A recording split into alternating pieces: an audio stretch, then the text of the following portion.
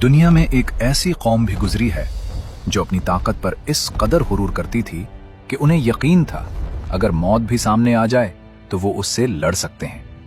मगर जब अल्लाह का अजाब नाजिल हुआ तो उनके बुलंदो बाला महल्लात, उनकी कुव्वत, उनका तकब्बुर सब सहरा की उड़ती हुई रेत की तरह बिखर गया। कुरान में एक हैरत अंगेज कौम का जिक्र मिलता है, कौम आद। ये लोग सिर्फ ताकतवर नहीं थे बल्कि ताकत की हर हद को पार कर चुके थे।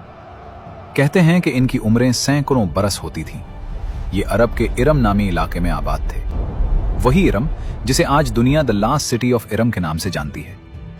इन लोगों ने पहाड़ों को तराश कर ऐसे अजीम और शान घर बनाए थे कि आज के माहिर इंजीनियर भी उन्हें देखकर दंग रह जाते हैं। इनका जिस्मानी कद-ओ-कामत, इनकी कुव्वत, इनकी दौलत सब कुछ आम इंसानों से कहीं ज्यादा था।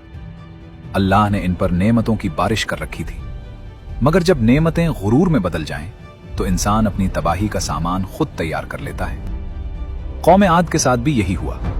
ये लोग ईमान से हटकर बुत्तों के आगे झुकने लगे। अल्लाह ने इन्हें राह हिदायत दिखाने के लिए हजरत हूद अलैहिस्सलाम को भेजा।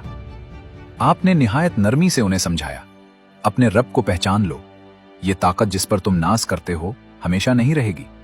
मगर जवाब में उन्हें तानाजनी और इनकार मिला। वो कहते थे, हमसे ज्यादा ताकतवर कोई है ही नहीं, हमें कौन गिरा सकता है। और फिर अल्लाह का फैसला नाजिल हुआ जो न टल सकता था न रोका जा सकता था। एक हवा भेजी गई, मगर वो आम हवा नहीं थी। वो थी चीखती, चुभती, हड्डियां तोड़ देने वाली तेज आंधी।